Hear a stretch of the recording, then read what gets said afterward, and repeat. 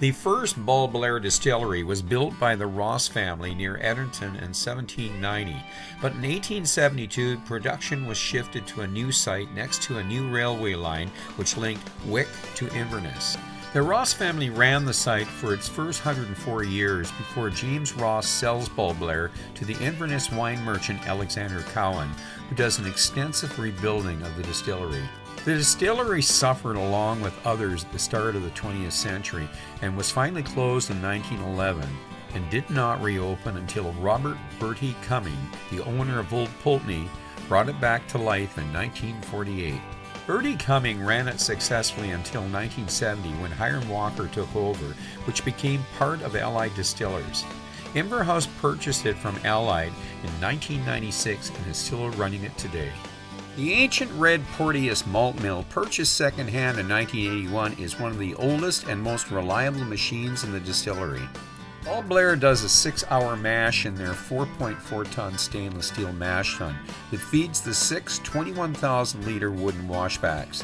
They go through a long 60-hour fermentation period that produces a 9% alcohol beer.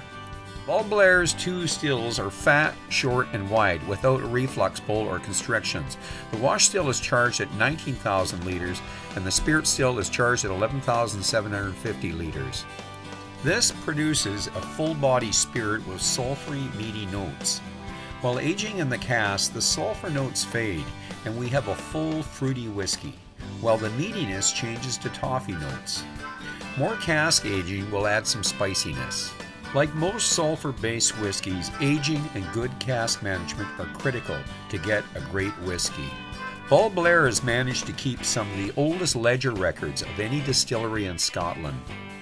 Since Balblair changed their vintage bottlings to age statements, the 15-year-old has outsold the 12 and 18-year-old at the visitor centre and other shops in Scotland. Balblair Distillery is located 5 miles west of Tain and the Glenmorangie Distillery on the northeastern coast of Scotland.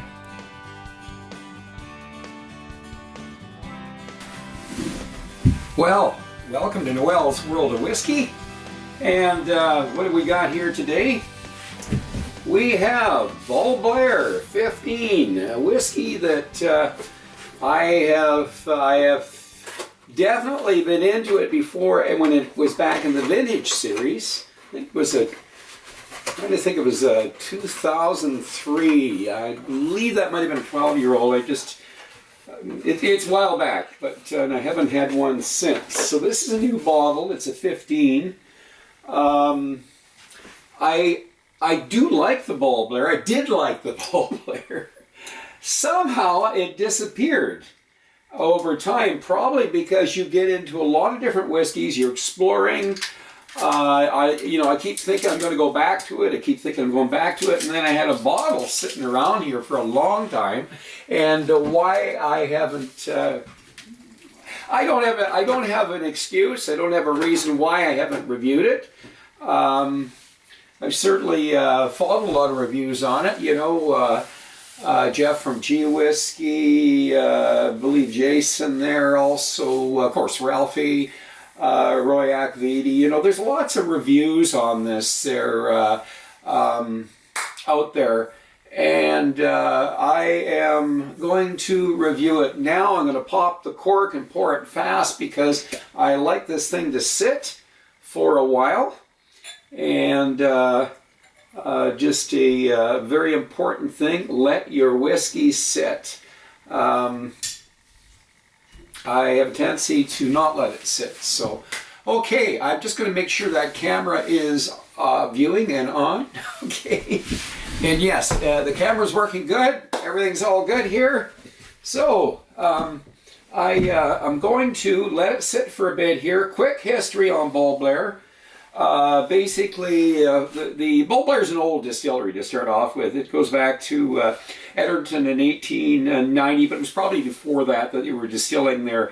But it was the Ross family, the well-known family, ran it for, I forget how many, 60-some years or whatever. So we'll go back to 1790 when it was built, and I think it went right up to, it'd be around, I'm going to just double check this here, but I think It is 1894 when James Ross sold it to the wine merchant Alexander Cowan, and he moves it.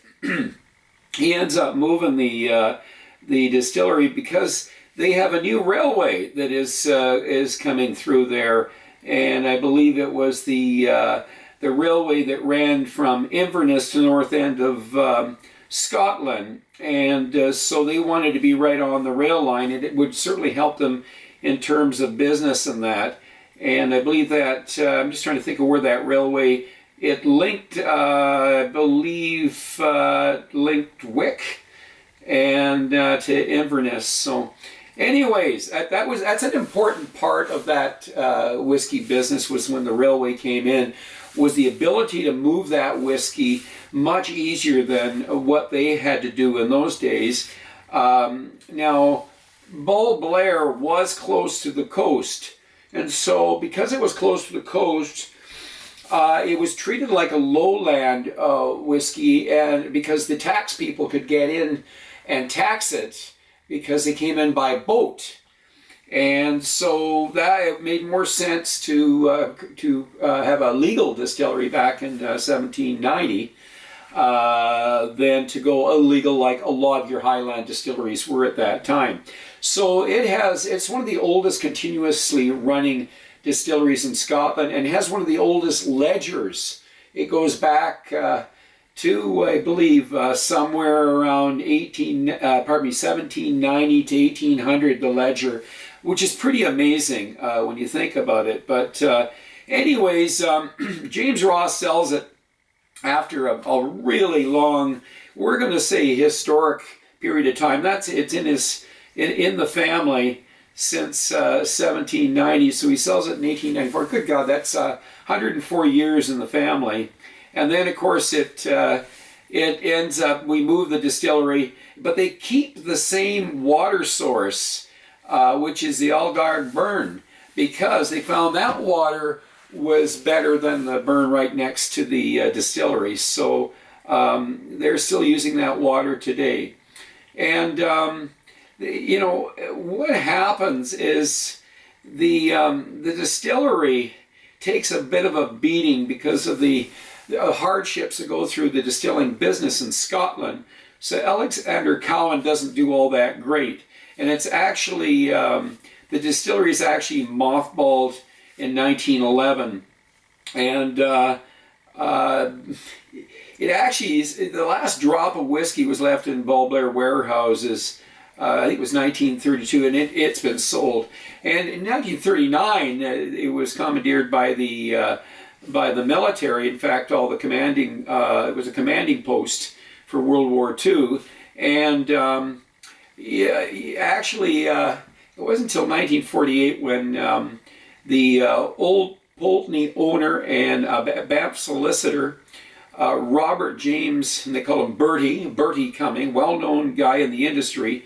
He ends up purchasing the distillery for £48,000, and the production resumes.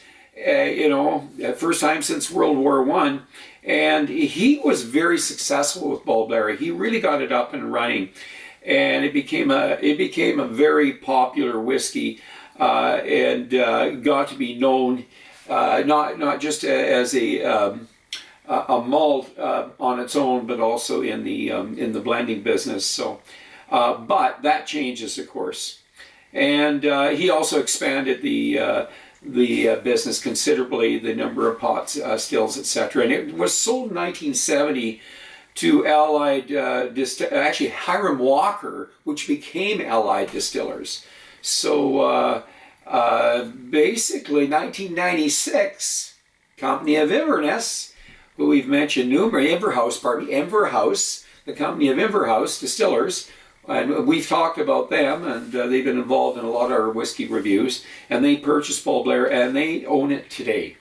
So they were releasing these vintage bottles, which is the one I mentioned that I had, and I'm trying to date, it was a 2003. I'd seen some older, but they weren't priced that bad either. So, and of course now, this is the new packaging, and what they're doing, no longer the vintage, the actual date of the distilling. Now we have the actual age, 15 years. So that was the quick history on Balblair, very old distillery.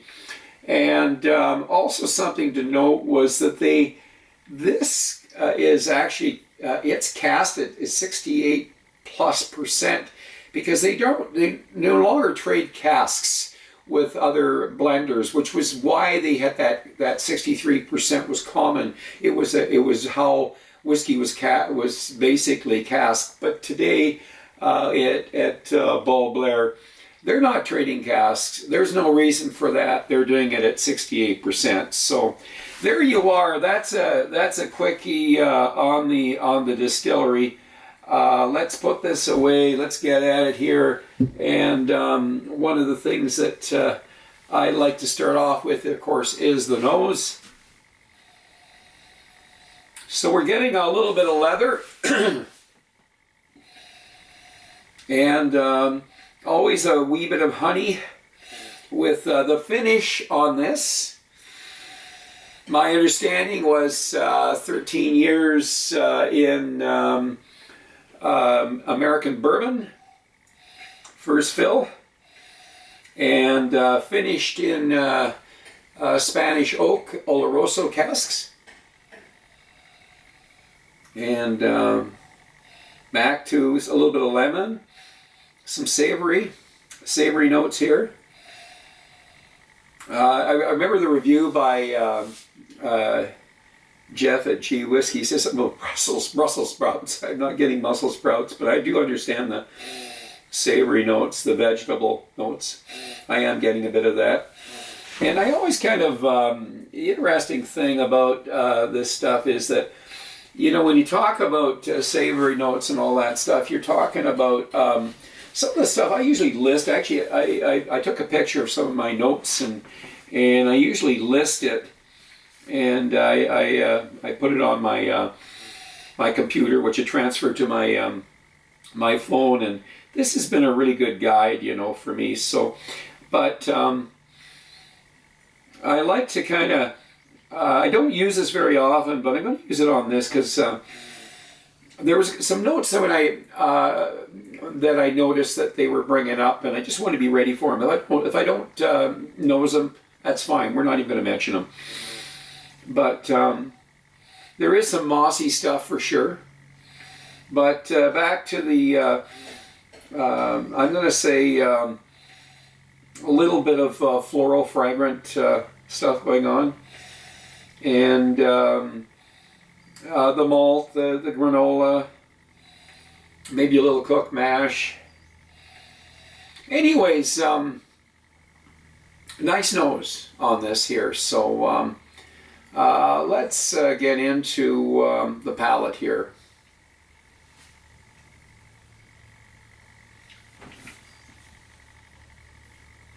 Right off the bat, chocolatey and rich. A bit of an old school taste to this. I'm going to say it has the vanilla now is coming out more so, and that's from the bourbon, I believe, and the oak. And I do taste the wood. The wood is prominent here, which is kind of nice. This might even taste a little older than a 15. So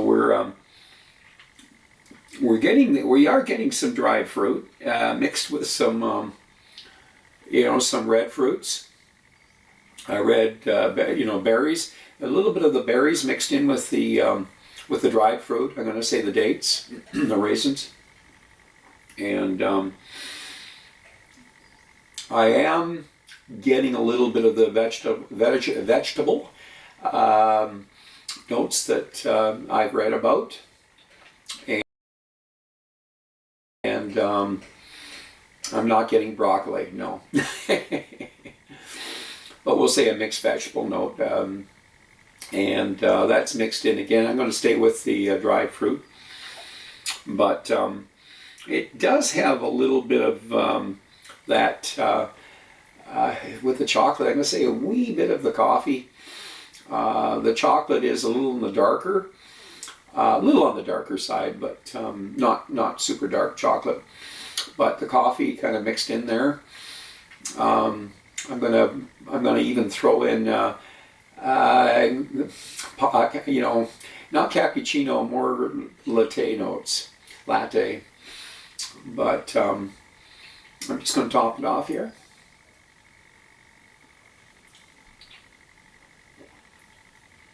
This is nice, by the way. Some more stuff going on here. I'm getting fresher fruit now.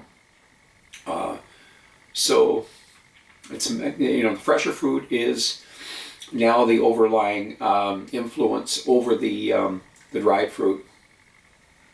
So I don't know if it's just my palate.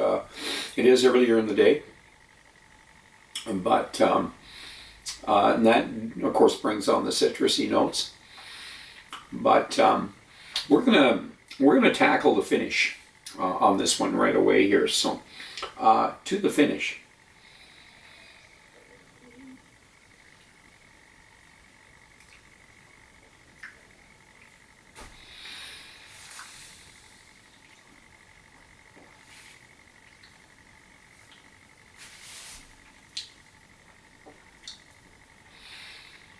So the finish basically, and now I'm picking up more of the sherry notes. And that finish, I'm going to tell you right now, just it's a medium finish for sure. Medium to long. Yeah, we're getting the malt, we're getting the wood, but the sherry is there. It's not overpowering. And what I like about the wood is it's really balanced. With the sherries. The sherry, this isn't a sherry bomb. This isn't. It's not an. It's definitely not a. I'm going to say closer to something like. What do we got here? Glenfarclas. Closer to this Glenfarclas here. Than maybe a Tullibardine. Tullibardine maybe more sherry influence, but. Closer to the Glenfarclas, and I am getting those the meatiness,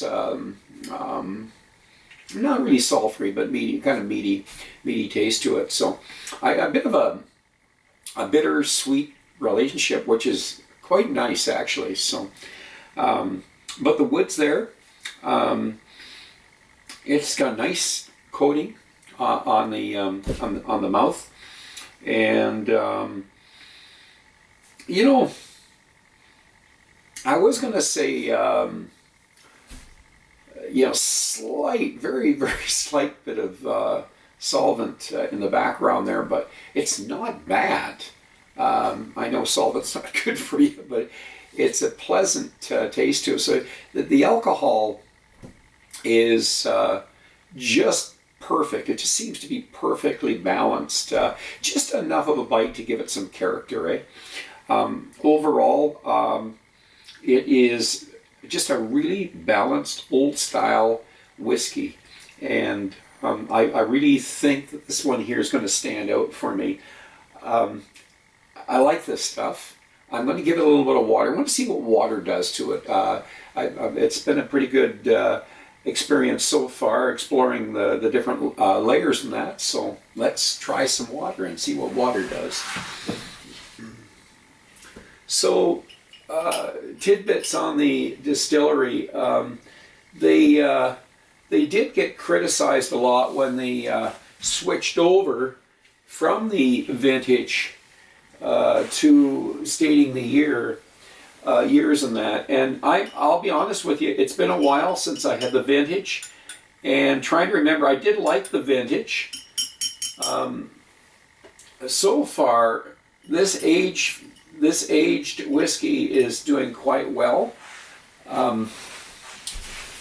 I have no criticism about them going into the age. I think in the marketing side of things, there's been guys like Ralphie that have been critical of it, but that's his own personal opinion, and I haven't really got an opinion, so there you are. And part of that is I just haven't studied as much as they have, you know. Balblair has been one of those in the those whiskeys in the background that I haven't really focused on. So, and this is my first focus in a few years on Balblair. So it does open up with a few drops of water. You can add water. And what does Ralphie say? The development and the arrival. I don't use those terms. That is something he's developed himself, and it works really well for him. But I continue to I use my nose.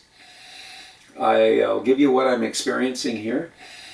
More honey, and the citrus and the red fruits have not disappeared. So I think the sherry's still happening, but we're losing a wee bit of the savory and the meaty stuff. But I gave it 2 drops of water.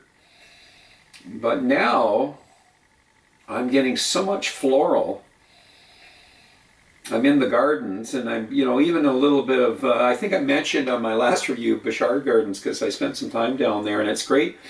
It's great relating different things as you go through the forest, or you go through a place like Bouchard Gardens, or if you're, let's say, even in a factory, what you knows.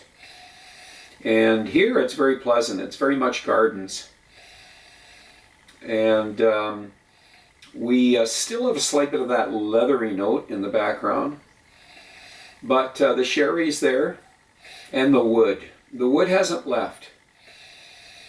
So the wood has been a strong player, and that's why I was mentioning it. It's almost a little older. It seems a little older than a 15. So, but that's their prerogative. They added older whiskey. I mean, right now it's a 15 because that's the minimum requirement.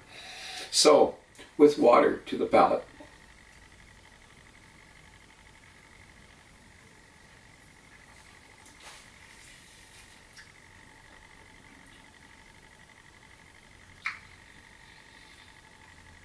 With the palate, I've now gotten back into the meaty substance, and I'm going to say it still is a mixture of honey, some fruit, solvent's gone, got a nice coating, it's sort of almost a coating of oil in my mouth right now. And I'm going to stay with the medium finish, even with water. This has got a long finish. This is a really a very, very nice whiskey. It's an old style presentation. It's very balanced. It's not a sherry bomb. It's not a sherry monster. It is a balanced sherry whiskey that has a beautiful age to it. 15, honest 15, if anything tastes much longer than 15. And I am highly recommending this, a very classy whiskey. This is in the 86-87 area. That's where I'm going to leave it. Excellent whiskey to buy if you want to put something on your shelf that I think would impress your company. So I'm going to ask you to drink wisely, drink intelligently, do not drink and drive. Until the next time, Slàinte.